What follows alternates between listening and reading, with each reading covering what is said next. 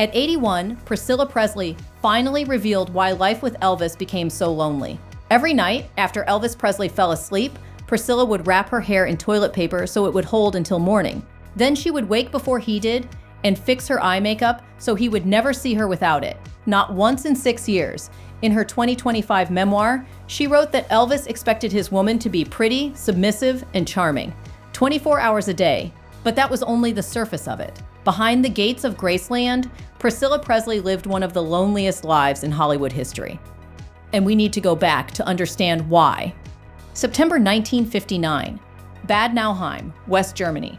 A 14-year-old girl named Priscilla Beaulieu walks into a party at a rented house near an army base. Her father, Captain Paul Beaulieu, is stationed there with the Air Force. Priscilla has already lost her biological father, Lieutenant James Wagner, who died in a plane crash when she was 6 months old.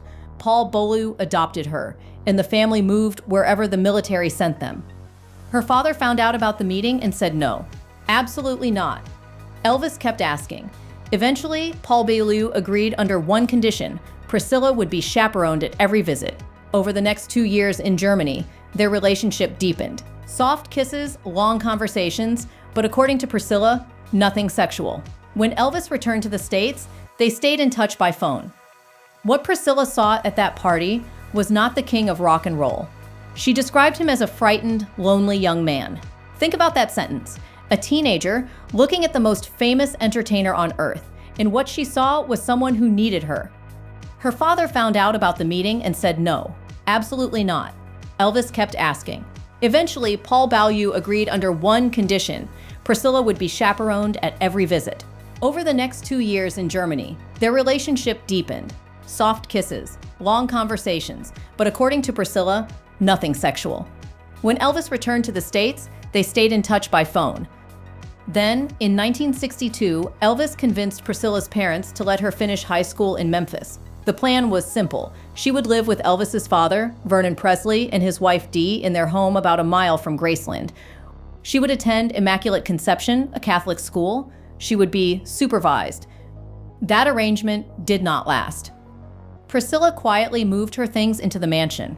She was a teenager, living in a house with Elvis's grandmother and household staff, in a city where she knew nobody her own age. Elvis was gone for months at a time, filming movies in Hollywood, and this is where the loneliness took root. When Elvis was away, the house emptied out. His grandmother, Dodger, stayed, the cooking staff stayed, but the energy, the life, the reason Priscilla had moved 4,000 miles from Germany was in Los Angeles on a film set.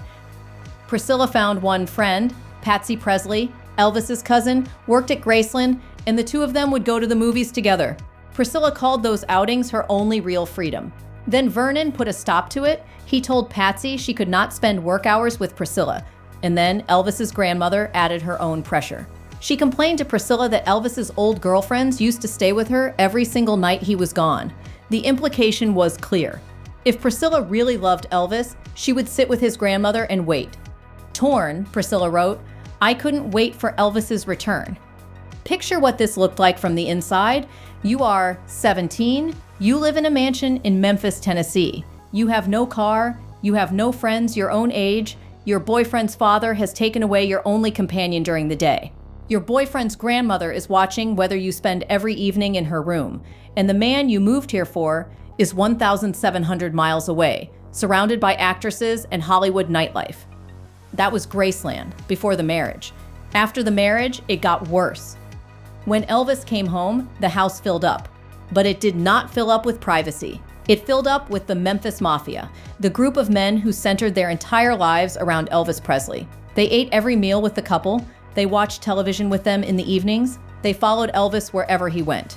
Priscilla described the arrangement in one line: "We slept when he slept, ate when he ate, watched what he liked on TV."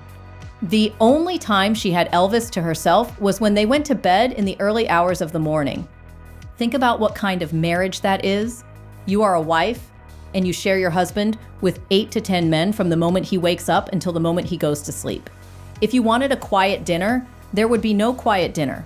If you wanted a conversation about your day, about your feelings, about the fact that women kept leaving letters for your husband at the gate, that conversation would happen in front of an audience or not at all.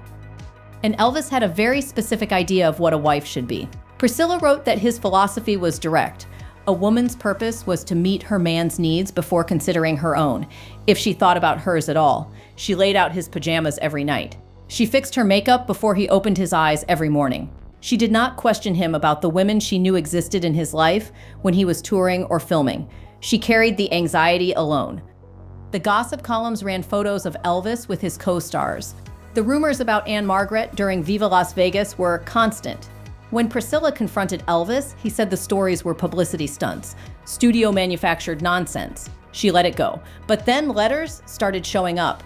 Letters from women addressed to Elvis that confirmed what the gossip pages had been saying all along. Priscilla found them. She read them, and she said nothing. They could not go to restaurants because Elvis would draw a crowd the moment he sat down. If they went to a movie, they had to enter after it started and leave before it ended. Priscilla described their life outside Graceland in one sentence. Going out was just too difficult because he'd always attract a crowd. So the world shrank, Graceland was it. The Memphis Mafia was the social life, and Elvis's schedule was the only schedule. Then something changed. May 1st, 1967, Elvis and Priscilla married at the Aladdin Hotel in Las Vegas, and on their wedding night, she got pregnant. When Elvis found out, his response was not what Priscilla expected. He suggested an abortion. In 2025, nearly 60 years later, she confirmed that detail in her memoir and then explained what happened next. She wrote that her fear and dread were replaced by growing excitement and tenderness for our unborn child. And when Elvis held Lisa Marie for the first time, he fell in love with the baby completely. We could not imagine our lives without her.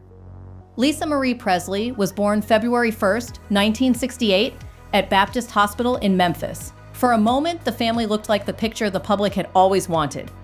But Elvis started touring full-time, and his absences grew longer. Priscilla wrote that her anxiety deepened. She rarely saw him and could not stop thinking about the girls throwing their room keys on the stage for him nightly. Something else was happening during these tours. Elvis had been taking pills since the army. In Germany, soldiers were given stimulants to stay awake during nighttime maneuvers. That was how it started. By the late 1960s, the pills were part of his daily routine. Sleeping pills to come down, stimulants to go back up. Priscilla took them too, early in the marriage, just to keep his schedule. His schedule was her schedule. His sleep was her sleep. We can see now what the loneliness really was. Not physical absence, although that was part of it. The loneliness was the slow erasure of Priscilla as a person. She had entered Graceland at 17 with no friends, no independence, and no identity outside of Elvis Presley. And for years, that did not change. She was his living doll. Those are her words, not ours. We can trace the moment Priscilla broke to a single decision. She started taking karate lessons. She was 26 years old. For the first time since she was a teenager in Germany, she had an activity that was hers and nobody else's. Not Elvis's schedule, not the Memphis Mafia's calendar, not grandma's expectations. Karate gave her a room where she was the student, not the wife, where someone actually paid attention to her. Her instructor was a man named Mike Stone. She and Stone began an affair. When Elvis found out, his reaction was violent. Priscilla wrote in her memoir that he forced himself on her the way he imagined a karate master doing it. She called it an unhappy memory of my last experience of sexual intimacy with Elvis. Then he called his road manager, Joe Esposito, and asked him to hire someone to kill Mike Stone. Elvis was talked out of it. But the fact that it reached that point tells you everything about the dynamic inside Graceland. Priscilla left Elvis in 1972 when Lisa Marie was 4 years old. Elvis filed for divorce the next year. It was finalized October 9th, 1973. And here is the detail that most people have never heard. After the divorce, Priscilla started dating Robert Kardashian. Not the family you are thinking of right now, but the father, Robert Kardashian Sr., the attorney. Priscilla met him through Joan Esposito, the ex-wife of Elvis's road manager, Joe. She kept the relationship completely hidden from Elvis. The reason was practical and terrifying. Even after the divorce, Elvis called Priscilla regularly. He still bought her anything she wanted. He still came by the house unannounced to see Lisa Marie. And as Priscilla wrote in her memoir, Elvis always carried a loaded gun, sometimes more than one. One night at 2 a.m., the phone rang. Priscilla was in bed with Robert, who was asleep. She picked up. It was Elvis, calling after a concert, full of energy, telling her how great the show had been. Damn, I was knocking him out. Priscilla talked to him, said goodnight, and slipped back under the covers. Robert never woke up. He never knew Elvis had called, Priscilla wrote, and Elvis never knew about Robert. Robert wanted to marry Priscilla. She knew within a few months it would not work. He was a demanding attorney who worked long hours, and by the weekend, all he wanted was popcorn and a movie at home. Priscilla, after a decade in a cage, needed more than that. They stayed friends. And in 2003, when Robert was dying of esophageal cancer, his daughter Kim Kardashian called Priscilla from the hospital so they could speak one last time. He was the kindest of men, Priscilla wrote, and I remember him with great affection. Elvis died August 16, 1977. He was 42, 4 years after the divorce. Priscilla, who had loved him since she was 14, now had to rebuild her life for the second time. And she did. In 1979, she became co-executor of the Presley estate. At the time, Graceland was losing money. The property taxes alone were enormous, and the estate was generating almost nothing. Priscilla made the decision that changed everything. In 1982, she opened Graceland to the public as a museum and tourist destination. Within 2 years, it became the second most visited home in America, behind only the White House. The woman who had spent years unable to leave the house turned it into a business that brought in millions of visitors. Then she built a career of her own. She played Jenna Wade on Dallas for 5 seasons. She starred in all 3 Naked Gun films with Leslie Nielsen. She produced, she designed, she advocated. The girl who entered Graceland at 17 with no identity outside of Elvis Presley had built one entirely from scratch. But the losses kept coming. In 2020, Priscilla's grandson, Benjamin Keogh, Lisa Marie's son, died of a self-inflicted gunshot wound. He was 27. Lisa Marie never recovered from her son's death. By Priscilla's account, her daughter had struggled with substances for years. Priscilla had introduced Lisa Marie to Scientology in the 1980s, hoping it would give her structure. She admitted in her memoir that she was naive about the organization. Lisa Marie's marriages to Danny Keough, to Michael Jackson, to Nicolas Cage, to Michael Lockwood, each carried their own turbulence. Priscilla wrote that she was appalled by the marriage to Jackson and never fully trusted him. Before Lisa Marie died, she had been taking 80 pills a day.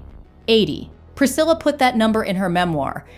On January 12, 2023, Lisa Marie collapsed at her home in Calabasas, California. She was 54 years old, cardiac arrest. She did not survive. My daughter was a conundrum, Priscilla wrote, complicated and challenging. Think about what Priscilla has carried. She lost Elvis at 32. She lost her grandson at 75. She lost her only daughter at 77.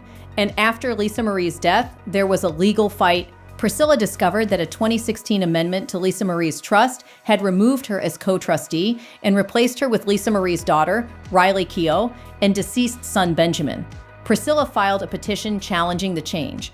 The settlement came in late 2023. Priscilla receives $100,000 per year for 10 years as a special advisor, a $1 million lump sum from Lisa Marie's life insurance, and a guarantee that she will be buried in Graceland's meditation garden, as close to Elvis as possible. That last detail matters. At 81 years old, Priscilla Presley has already secured the place where she will rest, next to the man she fell in love with as a girl in Germany. The man who made her feel the most loved and the most alone she has ever been. When asked in interview after interview why she never married again, her answer has never changed. Even though we divorced, Elvis and I remained together spiritually until he died. And then she adds, he is still with me. She still wears a piece of his jewelry nearly 50 years after his death. In September 2025, she published the memoir she had been thinking about for decades. She called it Softly As I Leave You, after a song Elvis used to perform in concert. The title works 2 ways. It could mean her leaving Elvis in the divorce. It could mean Elvis leaving her in death. She has said it means both. The book opens with a line that explains everything we have just told you. I loved Elvis deeply, she wrote, and 60 years later, I see him through a tender haze. A tender haze is exactly the right phrase. Through the toilet paper wrapped around her hair at 2 a.m. in the Graceland bathroom, through the meals with 10 men where no one asked her a real question, through the late-night phone calls from a man who never knew she had already moved on, through the funeral of the grandson who was 27, through the hospital where her daughter did not wake up, through the courtroom where she argued for the right to be buried next to him. Priscilla Presley loved Elvis Presley, and it cost her nearly everything: her youth, her independence, her daughter. At 81, she is still here, and she is still wearing his jewelry. On August 4th, 2026, Priscilla confirmed she is writing another book, a continuation of the memoir. More to say? More she held back? That story is not finished? If this one stayed with you, we have more like it. Subscribe to Spill Rumors so you do not miss the next one.